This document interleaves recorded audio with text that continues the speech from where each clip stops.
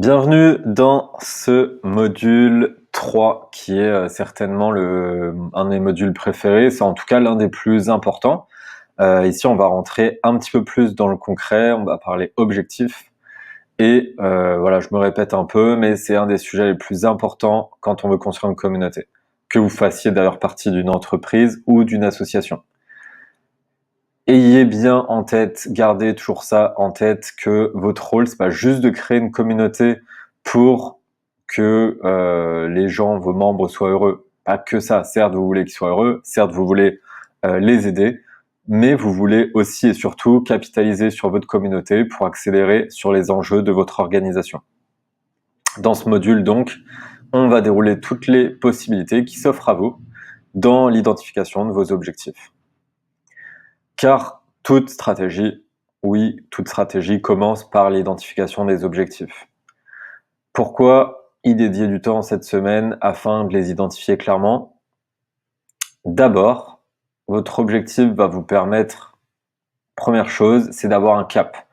C'est de savoir vers quoi vous voulez aller. Alors ça peut paraître évident, mais c'est important. En community building, il y a des milliers de choses à faire. Vous avez déjà sûrement à l'heure actuelle des tas d'idées à mettre en place. Le but de cette formation, ça va être de vous aider à vous structurer pour passer du stade de la mise en place d'idées à une véritable stratégie.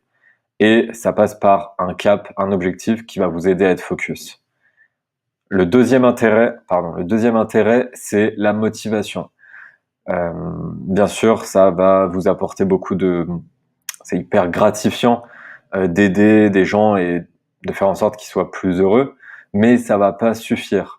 Ça va pas suffire. Il faut que vous ayez un objectif, quelque chose que vous traquez et que vous puissiez voir des progrès, des résultats tangibles par rapport au temps que vous passez et aux actions que vous mettez en place au quotidien. La troisième raison, c'est le reporting. Même si d'ailleurs vous êtes CEO de votre propre organisation, vous avez peut-être des investisseurs à qui vous devez rendre des comptes.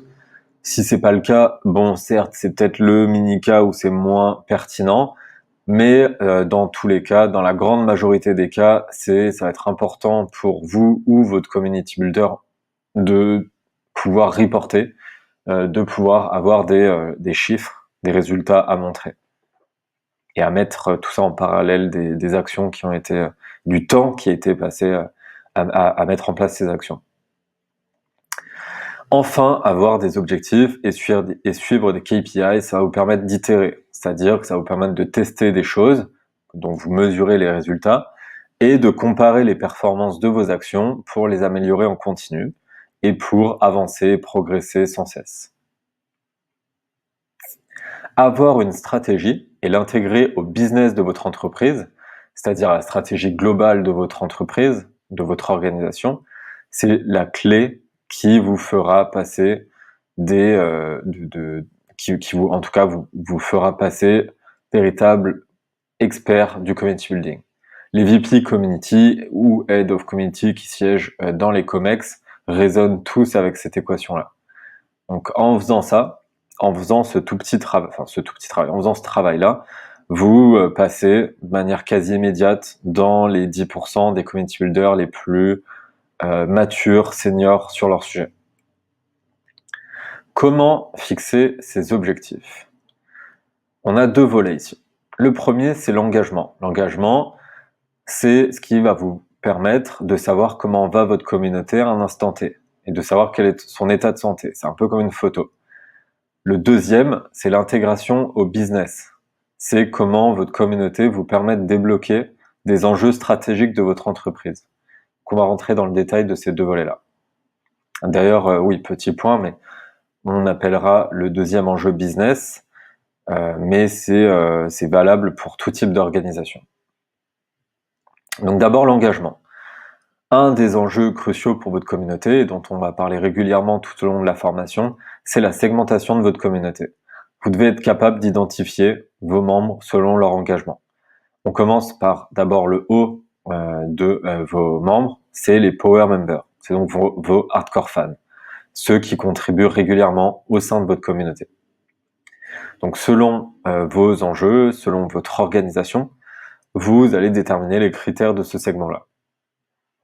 Donc là, j'ai mis un exemple, ça va être par exemple 3 publications sur les 15 derniers jours, ou ont organisé un événement, ou se sont abonnés à des notifications en temps réel sur votre produit, etc., etc.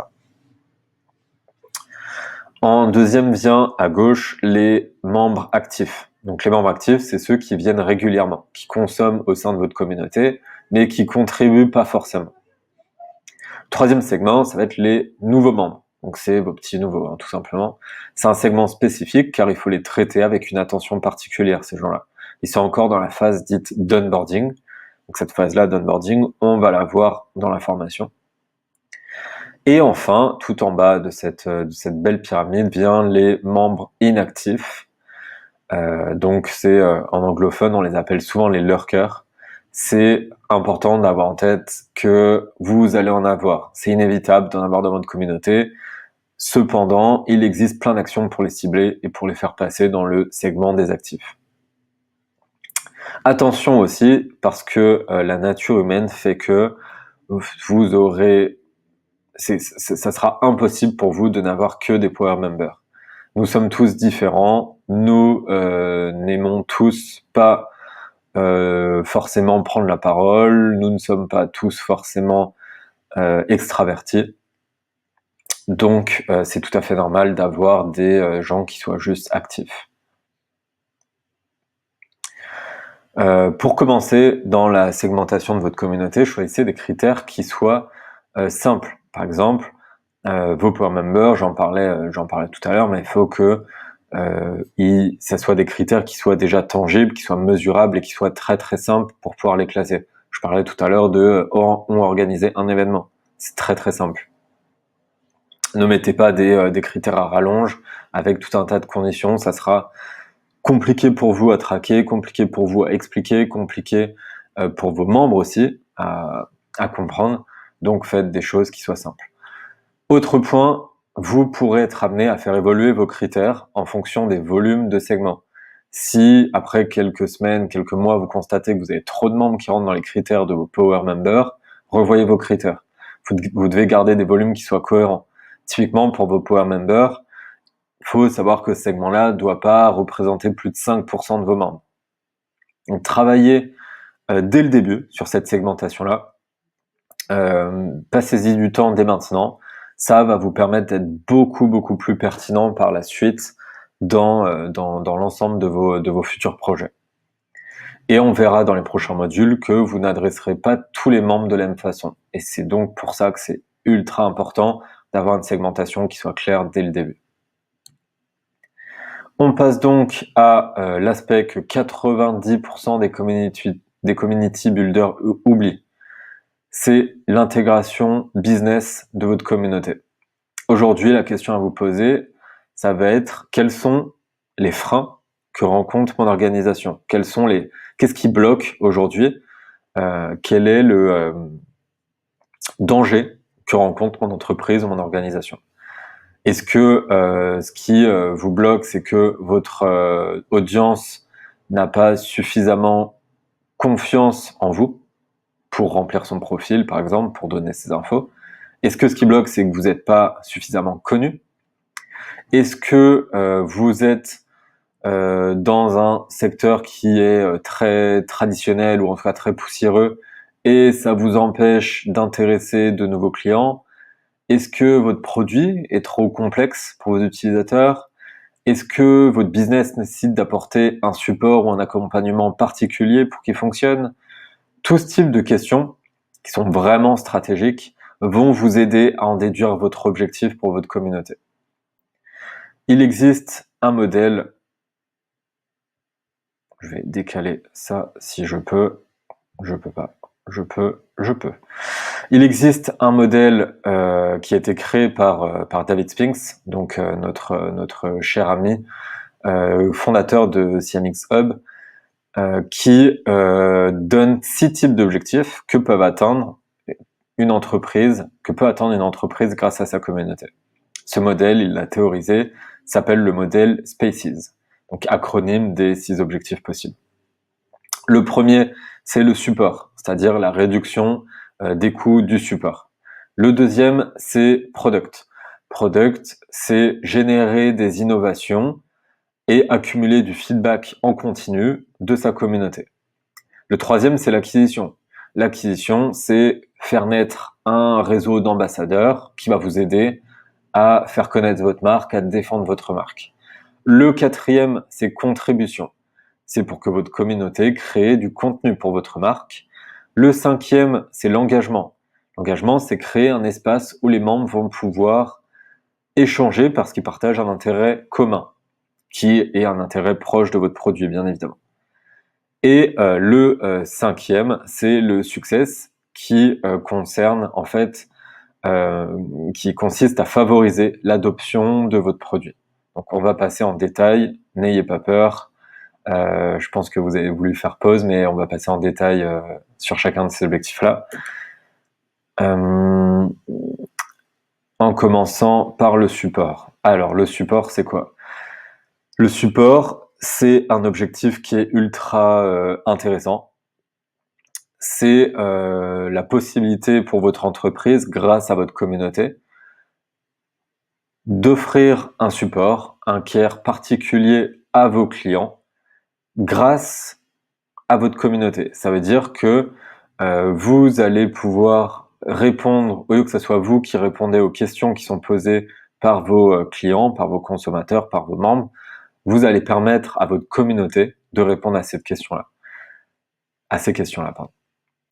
En fait, votre stratégie communautaire, elle va vous permettre de réduire vos coûts de support et surtout d'offrir un support qui soit beaucoup plus efficace, beaucoup plus réactif, puisque vous allez potentiellement avoir des membres de votre communauté qui vont répondre le week-end, par exemple. C'est ce qui se passe chez Blablacar. Blablacar, aujourd'hui, si vous allez sur leur site, vous avez un chat juste en bas à droite qui est géré entièrement ou quasi entièrement par les Blabla Helpers, par les membres de la communauté de Blablacar. C'est eux qui vont répondre aux questions des clients, gratuitement.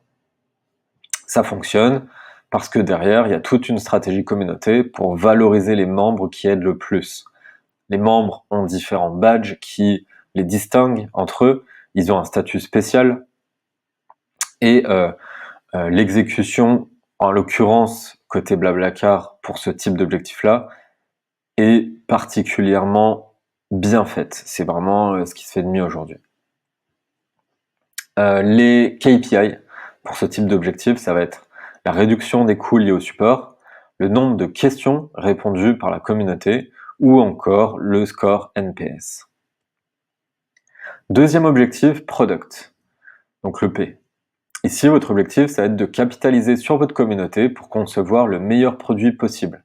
Votre communauté, elle peut en fait vous aider à soutenir l'innovation, et c'est ce qui se passe dans une boîte que vous connaissez tous, qui s'appelle Lego, dont on a déjà parlé. Elle peut vous permettre de faire, cet objectif peut vous permettre de faire de la recherche utilisateur qui soit constante et gratuite. Et aujourd'hui, c'est devenu presque banal, ou en tout cas c'est plus rare du tout, d'avoir des entreprises tech qui partagent leur roadmap gratuitement, publiquement en tout cas, et qui permettent du coup, voilà, gratuitement à leurs membres de soumettre de nouvelles idées et d'intégrer des nouvelles features à leurs produits, des nouvelles fonctionnalités à leurs produits, et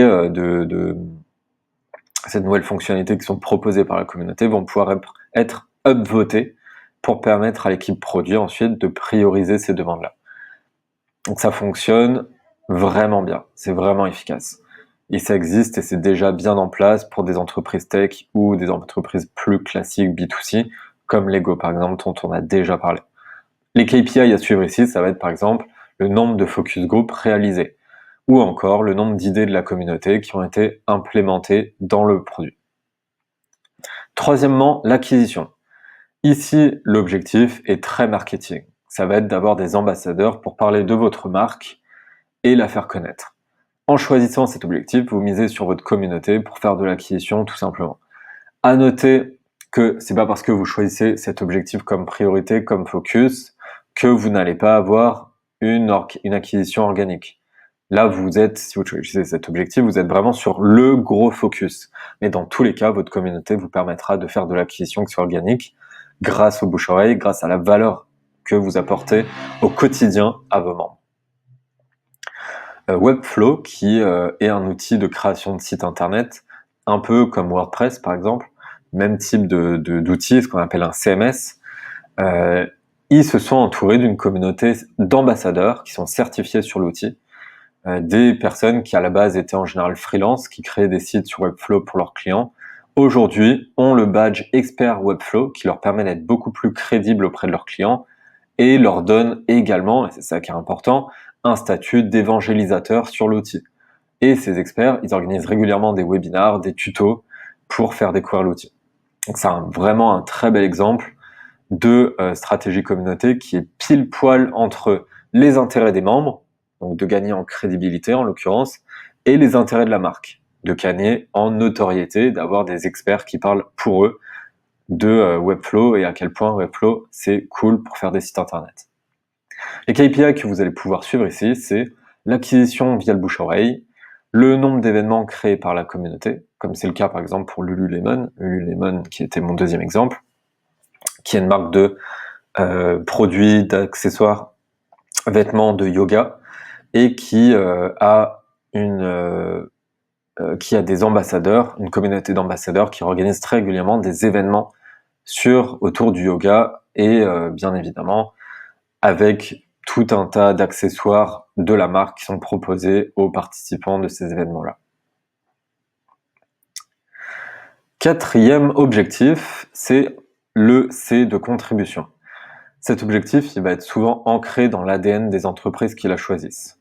Donc il va s'agir en fait ici de créer des espaces pour que vos membres créent eux-mêmes le contenu de votre produit. Donc il y a de nombreux exemples qui existent. Ulule par exemple, où toutes les plateformes en tout cas de crowdfunding travaillent tous les jours pour engager des communautés de créateurs d'un côté et d'early adopters de l'autre.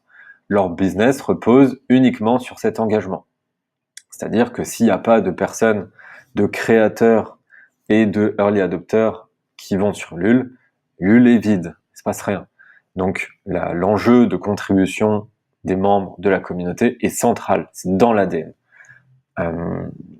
La plateforme de crowdfunding KissKissBankBank a d'ailleurs créé la maison du crowdfunding à Paris, où ils organisent très régulièrement des ateliers, des conférences, des démonstrations de produits dans leurs locaux.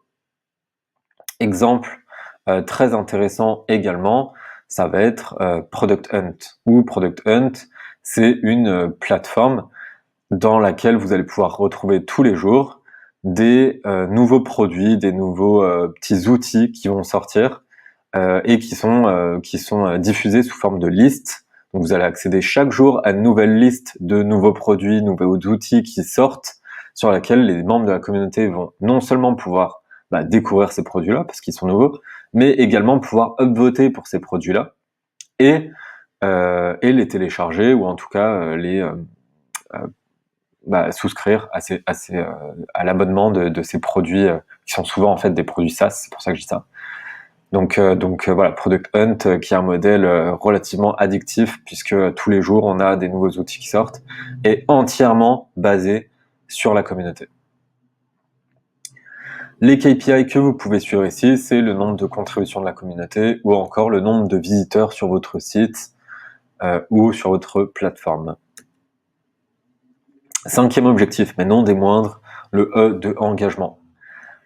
Ici, il va du coup s'agir de créer une communauté de membres qui partagent le même centre d'intérêt, qui bien évidemment va être très proche de votre produit. Ça va vous permettre de construire votre vivier de clients. Vos membres qui intègrent votre communauté, au départ, c'est pas forcément vos clients. Mais à force de lier votre marque au domaine d'intérêt qui les rassemble, vous allez pouvoir acquérir de nouveaux clients. Votre communauté va vous donner une expertise sur le sujet. Nike a créé les Nike Running Club, qui sont des communautés de runners partout en France et dans le monde, au sein desquelles chaque semaine des sessions de run sont organisées. Les membres sont pas tous forcément habillés en Nike, au départ en tout cas, mais petit à petit, Nike est associé à la pratique du running fun, parce qu'il y a des groupes où c'est plutôt loisir fun, mais également à la pratique du running pointus, experts, et des ambassadeurs.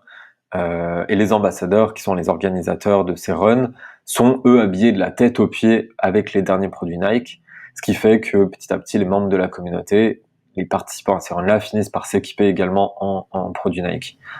Autre exemple intéressant, c'est Spendesk. Spendesk, c'est un logiciel SaaS de facturation dédié aux directeurs financiers. La marque a créé une entité avec un nom totalement différent, CFO Connect, parce que DAF en anglais c'est CFO, qui rassemble des centaines de CFO en Europe.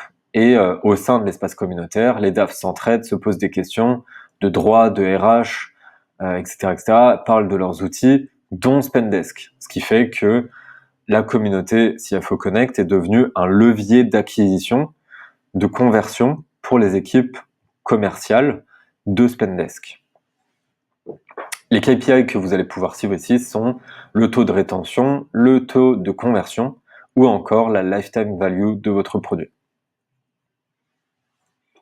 Le 6e objectif, c'est le success.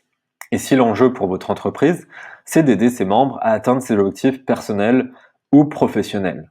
C'est également de permettre à votre produit d'être plus rapidement, plus facilement adopté. Donc c'est favoriser l'adoption de votre produit. Un bon exemple ici, ça va être par exemple la formation Lyon, qui, en parallèle de sa formation à l'entrepreneuriat en startup, met à disposition un Slack pour permettre à tous ses membres d'échanger sur leurs problématiques. Chaque semaine, on a des événements qui sont organisés avec des experts des métiers en startup pour qu'ils puissent échanger sur leur expérience, sur leur méthode avec les membres de la communauté. En fait, en créant cette communauté-là, qui apporte de la valeur supplémentaire au service Lyon, à la formation Lyon, on favorise le succès des membres de la communauté, c'est-à-dire qu'on garantit à la fois le succès des membres de la communauté, puisque eux vont être davantage employables, vu qu'ils auront vu des conférences, ils auront eu accès à du contenu, et on favorise également l'accès à la proposition de valeur ultime de Lyon, qui est vous allez vous faire recruter en startup. Donc on est vraiment sur cet objectif de succès. Des KPI pour cet objectif-là vont être le temps d'onboarding, vont être le pourcentage de rétention, vont être le temps moyen d'utilisation du produit ou encore le score NPS. Peu importe l'objectif que vous choisissez, soyez focus sur cet objectif-là. Si Airbnb n'avait pas été focus, ils n'auraient jamais réussi à avoir chaque semaine des membres de leur communauté présents lors des conseils municipaux pour défendre leurs droits. Toutes les actions communautaires de Airbnb vont dans cette direction-là. Vous devez vraiment faire la même chose.